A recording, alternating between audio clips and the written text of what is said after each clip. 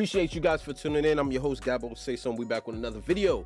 We got the Friends with Joe Rogan effect. I'm actually reacting to this because I wanted to react to it when it initially dropped. I didn't have enough time on my hands to really get into it. But I've always been a fan of Joe Rogan from Fear Factor days. Like, he was like one of those wholesome family hosts. And even when it comes to his podcast, like the #1 podcast on the planet that I can't get through an episode, bro. I'm talking about he's dropping podcast episodes 3-4 hours long. Like, thank God for the clips, right? And even when I come across the clips, it's always some fun fact about space or humans or something deep or controversial that he's always talking about. I always feel like my 15 seconds that I go through the clips, it's like I feel like I'm learning something. Like, Joe Rogan is almost like that cool social studies teacher, you know, who wasn't really suit and tie and polished, but came in with like Wrangler jeans and a wrinkled up t-shirt that you kind of felt like was struggling, but he was down to earth. And he had an interesting way of teaching. I feel like that's Joe Rogan, even though he's rich as fuck. Let's not get him misconstrued. He ain't broke. But he's always giving you that down-to-earth kind of personality where it's like, even when you're listening to him, it's like you're a part of a conversation that you're not even a part of. But I guess they could speak to his effect, I guess, on people. So we're going to get right into it. The Friends with Joe Rogan effect. A cheat code to becoming successful in any industry, but sometimes it feels like it's the only way to become successful in the entertainment industry. This has become more apparent in the stand-up comedy / podcast industry within the past few years. The Joe Rogan, having friends in high places is a cheat code to becoming successful in any industry, but sometimes it feels like it's the only way to become successful in the entertainment industry. This has become more apparent in the stand-up comedy / podcast industry within the past few years. The Joe Rogan effect, or the Brogan effect, is essentially that any comedian who is friends with or regularly featured on the Joe Rogan Experience would have a significant advantage to becoming a wildly successful comedian or podcaster. Some of these comedians are hilarious, and others are clearly not cut from the same cloth. Even Cat Williams has been critical of the Rogan sphere. That would be like me being on Joe Rogan. Joe don't want me on there. I need to be on Shannon. Joe got 6 comedians that never been funny. He want to push out. Today we are going to analyze Joe Rogan's impact on the comedy industry and the comics who strategically aligned themselves with Rogan to advance their careers, starting with Brendan Schaub, who Joe convinced to become a comedian only to regret that decision a few years later. In December of 2014, Joe was sitting across the table from UFC heavyweight Brendan Schaub, who was just coming off his second loss in a row, this time by knockout. Joe spent 20 to 30 minutes dissecting Brendan's fighting skill and capabilities, and then blatantly stated that he is not good enough to fight in the UFC. The reality of your skill set and where you at now, I don't see you beating the elite guys. It's not that you don't try hard, it's not that you're not dedicated, it's not that you're not disciplined, it's not that you're not intelligent. There's shit that other people can do that you can't do. Now, Joe was just trying to be honest. He was trying to be a good friend. Their other friend, Brian Callen, who is a stand-up comedian, chimed into the conversation to suggest Schaub had a comedy career in front of him. What I care about is the fact that you have a future in other things and you're really good at. Like, you're really funny. Dude, you know how many pictures that I've gotten sent to me that say, don't put me in a sauna, make me my way out? You say funny shit. Now, when you have 2 professional comedians telling you that you are funny, and you already host a successful sports / comedy show, it's obvious that pursuing a comedy career is better than continuing to get knocked out in the UFC. So Brendan officially retired from MMA and began podcasting full-time. Schaub has been featured on the Joe Rogan Experience 90 times, which is more than any other guest in history. His exposure to the massive JRE fanbase allowed him to bypass the 10-year grind through small clubs and dive bars that all comedians have to do to build their name in the industry. In less than 1 year, Brendan was doing solo stand-up tours, and his shows were in front of fairly large crowds considering he had not proved himself as a funny comedian. He started another... Some people take the stairs, others take the elevator, huh? Like, yo, what? Selling out tours? I've never even heard of this guy. It's my first time hearing about him. Podcast called The King and the Sting alongside Theo Vaughn. By the end of 2018, Brendan owned and produced 3 very successful podcasts, was traveling around the country selling out comedy shows while being aligned with some of the biggest comics in the business after just 2 years in. He then released his first I'm not gonna hold you. They always say it's like, it's not what you know, it's who you know. You know what I mean? Like, keeping yourself around people that are like working hard, working towards things, or just powerful people in general, right? And like, yo, you align yourself up with Joe Rogan is just a different audience because this dude has people that tune into him. He's one of the biggest influencers, you know, lack of a better term, out there. special on Showtime called You'd Be Surprised. Now, releasing a special is a huge moment in a comedian's career, as it stamps a permanent piece of their art that was carefully crafted over years of hard work. Most legendary comics waited 8 to 10 years before they were good enough to release their first special. They With took an the average rating of stairs. 1.4 out of 10 stars, it's safe to say that comedy fans decided that Brendan was not ready. And while I'm not going to sit here and pick apart his entire special, his first joke about getting a haircut definitely speaks volumes about what he thinks is a good punchline. You go, but don't sweat it, bro. We got Jamal here. He's very good. Just sit in the chair, he'll be right with you. So I sit in the chair, I'm thinking to myself, all right, clearly Jamal's a black dude. This dude comes out of the bathroom, he's all, what's up, man? I'm Jamal. He was Asian as shit. Feel way better about this if I needed help with math or something, you know? I was like... The joke is 2 minutes long, but the whole story was about how he got a bad haircut by an Asian barber named Jamal. He also made fun of an Asian doctor who was servicing his injury after his loss to Travis Brown. This giant Asian doctor walks up and he goes, Mr. Shab, I'm sorry for your loss. He takes out the biggest syringe you've ever seen in your life, like he's out of a goddamn comic book, goes, Mr. Shab, after you numb your lip, you need many, many stitches. This be worst pain in your life, guaranteed. Worst pain in your life. As if the joke wasn't bad enough, this is the actual voice of the doctor he was mimicking. I take care of all the fighters as well as employees within the UFC family. Even Rogan said years later that Schaub's special was a mistake. The first one, I would have probably tried to talk you out of it, but I already talked you out of fighting. Yeah. And I was like, I can't talk him out of this too. Joe now admits that Brendan was not funny enough to release a special, but continuously allows him to promote his comedy to JRE viewers. They both convinced the JRE community that Brendan's second comedy special, Gringo Papi, was going to be much better, and somehow Brendan outdid his last performance, going from 1.4 stars to 1.1 out of 10 stars. Rogan continuing to amplify Schaub just pissed off the fandom. This guy is my hero. Average fighter, average podcaster, terrible comedian, awful fight analysis. He's proven you don't have to be great at anything to be successful. Now, I'm not blaming Joe for the mass hatred towards Schaub.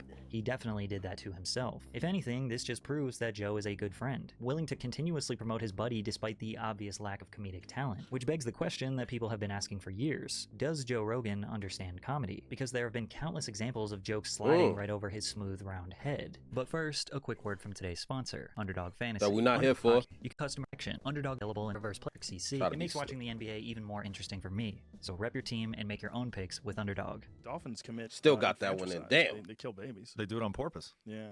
Well, they killed their own. Mulder was so smart and thoughtful. He wrote my 4 best movies. That's why he died. I made Tusk and Yoga Hosers. Like, without that dog writing for me. How'd he write for you? It's a joke, Joe. He was feral. He was just saying he was so smart. Oh. He was so smart. How smart was he? He's so smart he wrote my last few scripts. Joke didn't quite land. I was missing something. I wasn't paying attention. Since Joe Rogan has been a comedian for 36 years and is the highest-ranking comedy tastemaker, you would assume that no joke would ever have to be explained to him. That all came from a pair of rich, noble... Where were they again? In France? Wiggers, I think they called them. No, Wiggers are white people that wish they were black. It's a totally different thing. Yeah. We had the first one at our school growing up, and they put him in learning disabled classes. How crazy is that? Ever? Yeah. You guys had the first one ever? I doubt it. Joe being so quick to explain or take a comedian's words so literally is arguably more hilarious than if he just laughed. And to be fair, what makes Theo Von so funny is that you never really know if what he's saying is true or not. But you could also not see your body if you want. Like, I'll go sometimes, I remember one time I went like 8 months without seeing my legs. Theo's first appearance on the Joe Rogan Experience was in March of 2017. By then, he already had a Netflix special that came out 1 full year earlier. Now, getting a Netflix comedy special is huge today, and it definitely still was in 2016. But you have to consider Netflix had 75% less subscribers back then, so way less people had the potential to see it. It wasn't until Theo started making appearances on podcasts that he developed such a diehard fan base. So getting on Joe Rogan was arguably more important than Netflix. And it was on this very first appearance where Theo's ridiculousness and Joe's killing the joke dynamic was established. Like if a plane crashed, I already know I'm playing ahead, dude. I need a Vietnamese guy. Why? Because it's easy. It's a starter move. If you attack somebody bigger, if you eat somebody bigger in front of other people, it's going to alarm people. You got to eat a small person, so stature is important. I think if you gum down a Viet, people aren't going to be that upset at you. Well, the Vietnamese people are going to be super upset. What are you talking about? No, Somebody's dad. Yeah, they're more understanding of things, dude. Joe begins to take Theo seriously and starts talking about why Theo's wrong here. But Theo is a master and is able to use Joe's own boring tangent as the punchline. But what is interesting is like Vietnam is one of the few places where Americans can go back to Vietnam and they don't seem to hold any grudge at all. Exhibit A. Exhibit A, man, honestly. Theo told another story about being neighbors with and working out with David Duke, who was a KKK member elected as a Louisiana state representative. Instead of hearing Theo's insane story, Joe just began searching Wikipedia to learn about David instead. He touted himself as a pro-life fiscal conservative, was known as an ex-Klan member. He eschewed overtly racist language and instead pointed to crime in the city, criticizing affirmative action and minority set-asides. Yeah, I just did chest and tries with him, so I wasn't in all that. You know, we just did basic workouts. Title this, Joe interrupts another guest story to try and remember something that doesn't even contribute to the conversation. Despite this, Theo did make Joe laugh a lot. Some argue that the only time Joe ever belly laughs is because of Theo. Oh, dude, I used to do, sometimes I would do so much cocaine, my freaking eyes would dry out. Ooh, and look at your grinding. You're thinking about it. You go deep, huh? Oh, dude. But you're that dude. You go deep with whatever the fuck you're doing. I Let's like go. to get right on the, I like to be a peeping Tom if I can. I'll watch your whole family eat dinner. The demand for Theo Von content exploded. The JRE Clips channel would post animated versions of Theo and Joe's conversations that received millions of views, since Theo's recollection of small specific details made it so easy to paint a picture. Every time Theo would appear on JRE, he received a huge boost in subscribers, helping him grow his own This Past Weekend podcast. On his third Rogan appearance on July 6, 2018, he posted his podcast with Jordan Peele podcast. On his third Rogan appearance on July 6 subscribers, helping him grow million subscribers, bro, with 700 episodes. Look at this. This video a week, I mean, obviously maybe not a week ago, but like in just 6 days, 2.6 million? And I've actually seen Theo Von too. Like I've seen some of his skits and jokes around. The other comedian, I haven't. Like, but damn, man. Joe Rogan out here pushing this shit. Past Weekend podcast. On his third Rogan appearance on July 6, 2018, he posted his podcast with Jordan Peterson the exact same day, which became his most viewed video on his channel for years. Despite the obvious advantage Theo had by being Joe's friend, he did not abuse it. He's only been a guest on the podcast 7 times in 8 years. Theo clearly wanted to build a name for himself, start his own empire, and create an environment where people would understand him and his humor instead of Joe missing 50% of his jokes. And at this point, the awkward silence where Joe either ignores a joke or doesn't understand it, and then the comedian is trying to figure out how to pivot is funnier than if the joke just actually landed. Everyone has the right to be whatever the f they are. Oh, you think? I think so. I can respect that though. They have the more of a right. A third right. I don't think that's right. I think it's something. That's a different word. It's Reich? Yeah. What does that even mean? What is Third Reich? I don't know. I don't even literally don't. I mean, I know what the Third Reich is, but I don't even know what it means. Take a guess. I literally have no idea what that means. You could argue that Joe's podcast is so multifaceted, covering a wide range of topics such as news, pop culture, UFC, cold plunging, alien conspiracies, DMT, chimpanzees, that it's difficult for him to immediately assess a joke when he is discussing something serious. Then again, why wouldn't you expect a comedian to crack jokes no matter what you're talking about? That's their job. Or maybe Joe is playing the straight man role, which is the partner in a comedy team who feeds lines to the other comedian who then makes witty replies. One person we can guarantee he is not playing this role to is Bryan Callen. Joe and Bryan have been friends for decades, and Bryan has co-hosted the podcast 85 times. You would think Joe would understand that Bryan pretending to be a tough guy is a funny gimmick since he is a small old man. I got bullied for a full year, and it turned me into if somebody tried to bully me, I'll show up at your house and kill you. That's what happens. I get so angry. I'm not buying that even remotely. I hate it. Hey, that's not true. You bully me. If I you try bullying me right now, problem hold on, let me handle this. Here's the problem. You've talked to too many guys that let you say shit like that, and then it becomes like vernacular. And in case you're wondering, this is how you're supposed to riff with Bryan when he starts running his mouth. I'm gonna tell you this right now. Yeah. Watch your tongue. Okay. What's gonna happen? What are you gonna do? Use some of that boxing you've been doing? Don't you disrespect.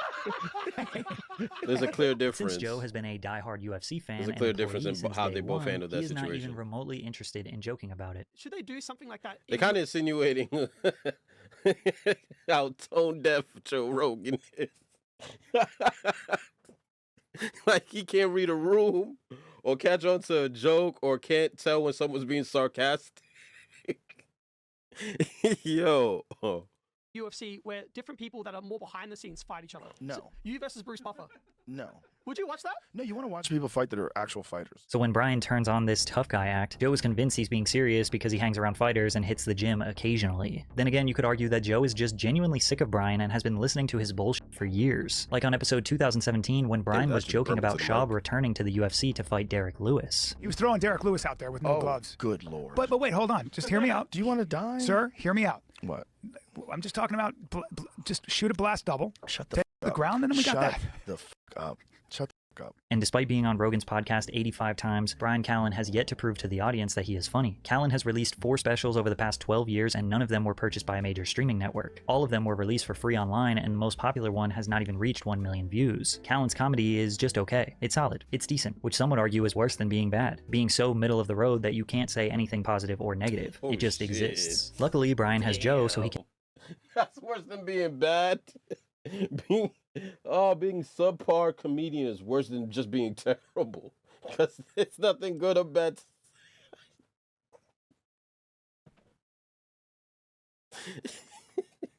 Damn. That's just true. That's just vanilla. You know, you're just vanilla, bro. Can maintain his career and Oh, finances. man. Recently on the podcast, he tried to divert the conversation to get Joe to promote his newest business venture, Toehold, a luxury flip-flop brand that sells pairs for $1,000.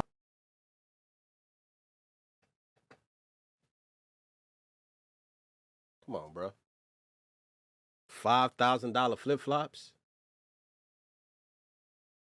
Toehold?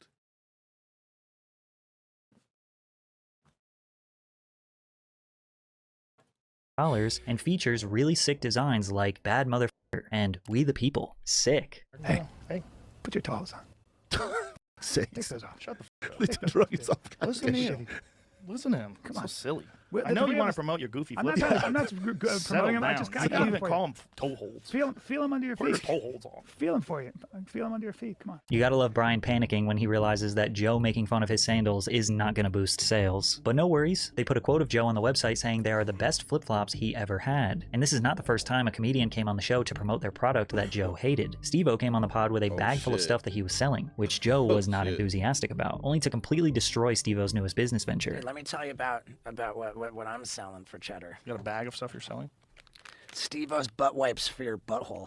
Well, that's where generally you'd use a butt wipe. Yeah, flushable butt wipes. You wouldn't use it for your cheeks. They're flushable? Right. Not really. Let me tell you something about those flushable butt wipes. Don't flush them. Oh, yeah? No, they all clog. Talk to a plumber. Those things all clog up. They don't break down. They get shit. stuck in pipes. Yeah, Yeah. I picked the wrong place to... Google are butt wipes flushable. Damn, Joe. God damn. Yeah.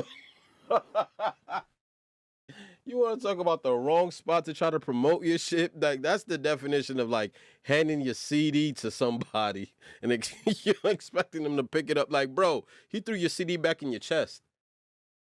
Oh man, son. Like, I'm not sure if Joe's reading the room here, but I mean, he's being honest. You know, but it's kind of tone deaf to his influence. Like, Joe, you know, if you shit on my product, like, I'm not going to be able to promote it. You know what I mean? And it's something I'm trying to promote to make money. Joe he didn't read the room on that one at all, bro. He violated. Talk to a plumber. Those things all clog up. They don't break down. They get shit. stuck in pipes. Yeah. I picked the wrong place to... Google are butt wipes flushable. Flushable butt wipes. Are they flushable? They're not. They tell you don't flush them. You're flushing a rag down the toilet. You're not even supposed to flush paper towels. Paper towels break down in your hand when you get them wet. Those things don't break down. Don't tell those. Joe quite literally said the words, "Don't sell those." As Steve-O stuttered and tried to figure out what to say, Joe proceeded to spend the next 5 minutes proving his argument how flushable wipes will lead to catastrophic plumbing issues that will cost thousands of dollars to repair, and will harm the safety of the public water supply. Joe decimated the product, and Steve-O thought he was going to get a quick plug, which again is a testament of Joe's character. He might be your buddy, but he's not just going to blindly co-sign whatever product you're promoting. However, this is nothing compared to Shane Gillis, who straight up said to Joe's face he was using him for publicity. In 2019, Shane Gillis was a buzzing comedian recognized by the industry for being a rising star. He secured the coveted position. Yo, bro, why you violating my son's business like that? Yo, oh my God, that man's ruthless. I ain't gonna hold you. That was a ruthless maneuver, bro. You want to talk about shredding your dreams to bits? My son had ambitions of selling toilet wipes, like the new found Charmin's Extra, just for Joe Rogan to wipe his balls with them shits, bro. Like, damn. Damn. As a writer for Saturday Night All Live. right. Having SNL on your resume is strong enough to build an entire career off of. However, Shane was fired just 5 days later, making it the shortest tenure in SNL history. He was fired for making a racist joke on his podcast where he used the CH slur to describe Chinese people in a joke. 2 years after he was fired, Shane went on Rogan's podcast to tell the story. Shane was detailing the events that led to his termination and tried to make a joke about the conversation he had with Lorne Michaels, the SNL producer who was about to fire him. If I get fired here, whatever, I'll just go do Joe Rogan next week and I'll be fine. Anyway, I thought that was funny. No? What? I was like, I Is that what literally you thought? I literally thought that. Oh, okay. Yeah, I thought it'd be funny.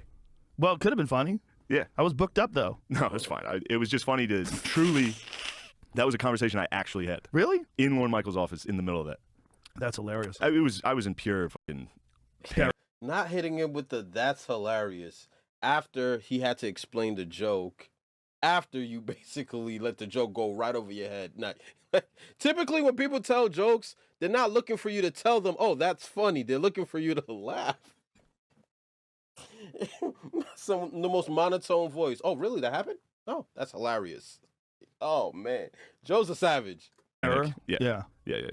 Not only is this awkward moment absolute gold, it also was the first time anyone had ever blatantly said to Joe's face they will use him to advance their career. Now, Shane was joking. The whole joke was that this was a stupid, arrogant thought. At the same time, was it? I mean, you could easily argue that a comedian cracking jokes on Joe Rogan's podcast will get you more career advancement than Saturday Night Live will. When JRE was exclusive to Spotify, it averaged 11 million viewers per episode. Now that it's available on YouTube, I'm sure those numbers have gone up. Not to mention all of the channels that clip his podcast and cross-post across all social medias. Saturday Night Live's season premieres in the past few years have averaged around 4 or 5 million, and that's just the first episode. When's the last time you saw an SNL sketch show up on your For You page? As far as creating an independent comedy career, doing stand-up shows around the country, and boosting your social media followers, Joe Rogan's podcast will help comedians far more than Saturday Night Live. Also, if Shane didn't go on Rogan's podcast to tell this story about him being fired, most people probably wouldn't even know about it. Less than 2 months after his first JRE episode, Shane recorded his first special and posted it for free on YouTube. This 1-hour set was simply his best jokes in front of a tiny crowd in Austin, Texas, far from the glamorous, high-produced theater performances you typically see. And this was easily the funniest comedy special to come out in the past few years. With 26 million views on YouTube and an average of 8.4 out of 10 stars, comedy fans love Shane Gillis. 6 million views on YouTube.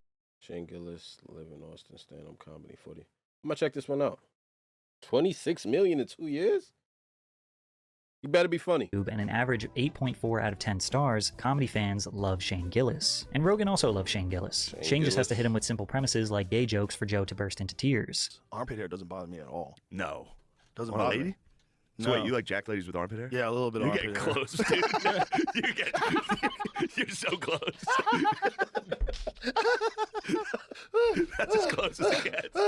Oh my god. Yeah, I like a good buzz cut.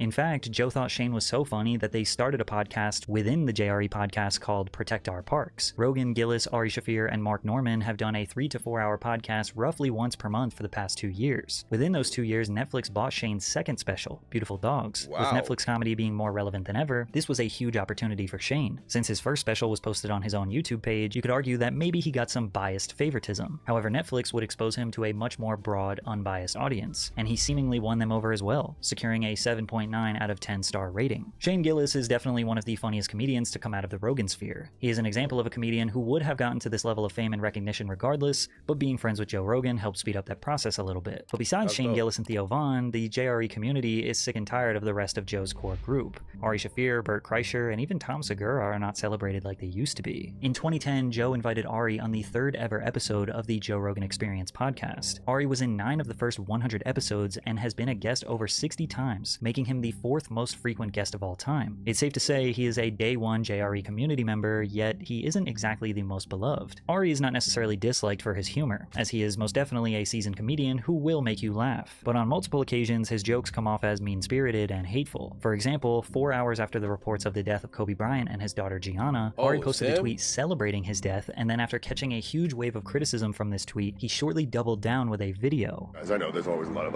hate, Oh, pain this in the world. dude, I remember him. There's always a bunch of terrible stories. And every once in a while, Wow, there's a I good story. actually forgot about him. Good story comes out. Guy who got away with it got his today. Kobe Bryant is gone. I'm here in Charlotte, the home of the team.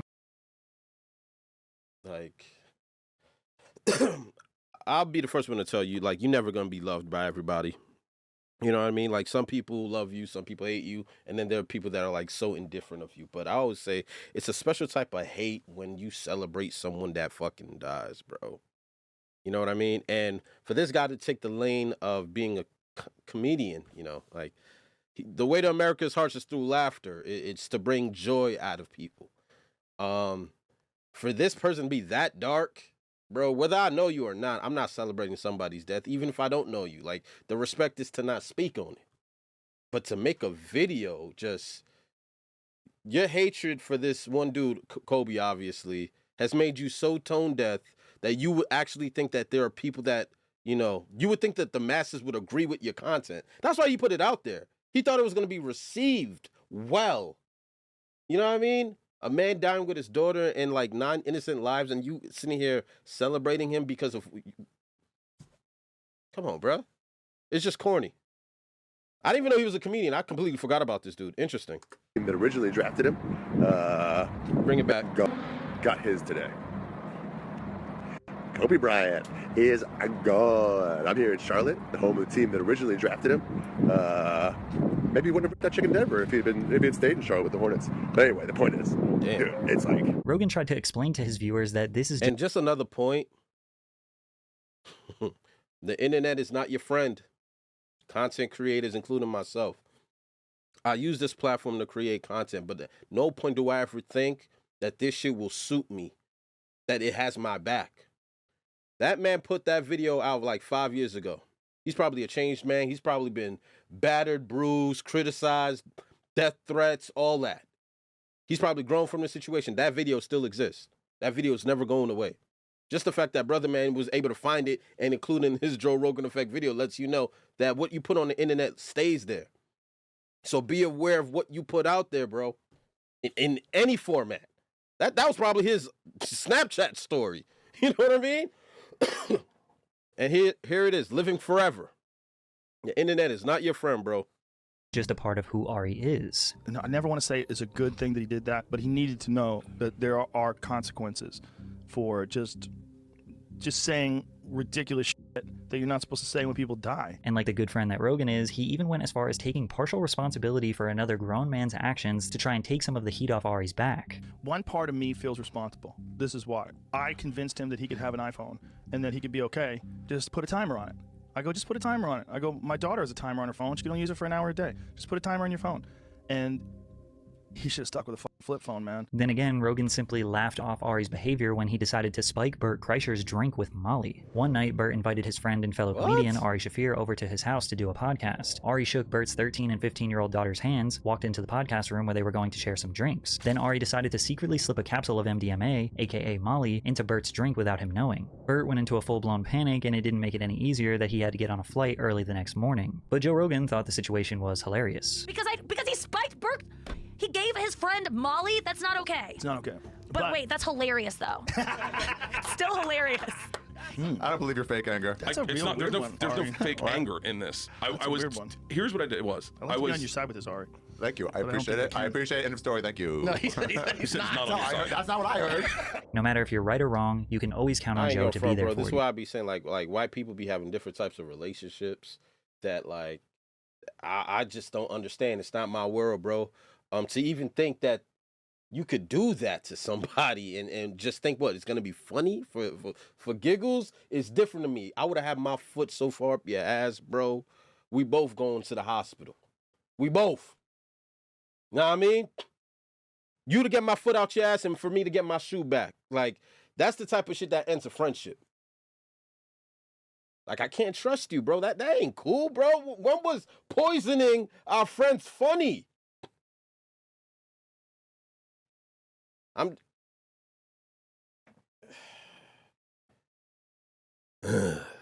That's crazy. The reason he defended Ari so hard is probably because he knows he needs to give Bert Kreischer a reality check, because Bert has let the Brogan fame spiral his life out of control. After Bert released his 2009 comedy special, Comfortably Dumb, he secured his own reality show on the Travel Channel called Bert the Conqueror. Despite the show being the biggest thing going for him, Joe Rogan and Bill Burr sat down with Bert to tell him some harsh truths. Bert said, "They sat me down and told me, your Travel Channel show sucks. You're funnier than that. You need to do specials. You need to do podcasts." Burr remembers the conversation vividly. He was down in the dumps trying to figure out what the next move was, and Joe Rogan and I were just starting podcasting. Joe is 100% the reason why Bert quit TV and began pursuing comedy and podcasting more seriously. But he did more than that. He invited Bert to be a regular on JRE from the very beginning. Bert has been a guest 37 times. In the beginning, the JRE community treated him like their funny fat friend who has some of the most ridiculous stories. He became wildly successful, securing multiple Netflix specials, his own reality TV show called The Cabin with Bert. The 2021/2022 Birdie Boy Tour was ranked number 4 in the top 10 highest grossing tours of the year, achieving a gross sales revenue of $23 million,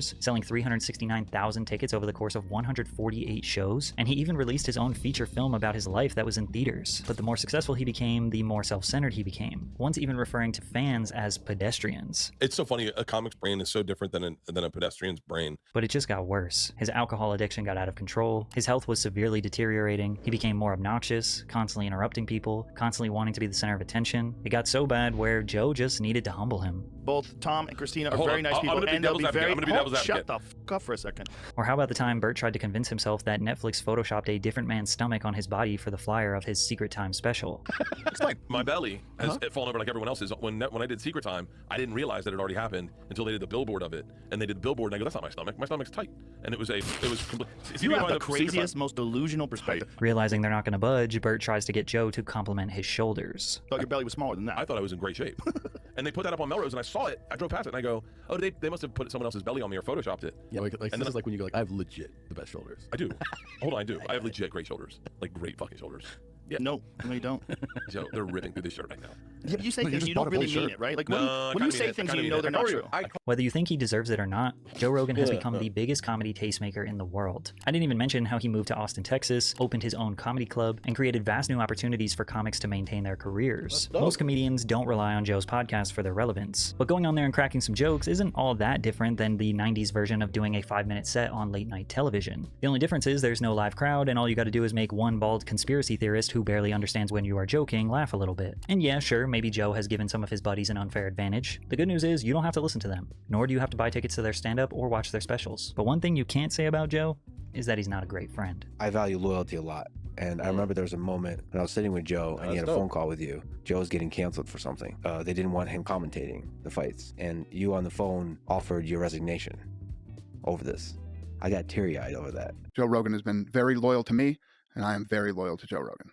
Oh, that's dope. Sheesh. That's one hell of a compliment. Oh, that's another video of the hunt for Ted Bundy? I might check that one out too. All right, but this was the Friends with Joe Rogan effect. Man, listen, we all need a friend like Joe, bro. I ain't gonna front. He is the plug. He's the best friend that you never lose their number no matter what, bro. You send him a gift every birthday. You ask him how Mom Dukes is doing. You check up on his health, his mental spirit. Like, you have those deep conversations with Joe Rogan because this man is connected. He's out here giving the non-funny a funny opportunity at success, man. And like I said, he's just that, he gives me social, maybe substitute teacher vibes who don't really care about the job but cares enough to teach 3 kids a new lesson about some dumb shit. But yeah, nah, that was the Joe Rogan effect. This was dope, man. I'm gonna holler at you guys next video, man. Yeah, I'm out.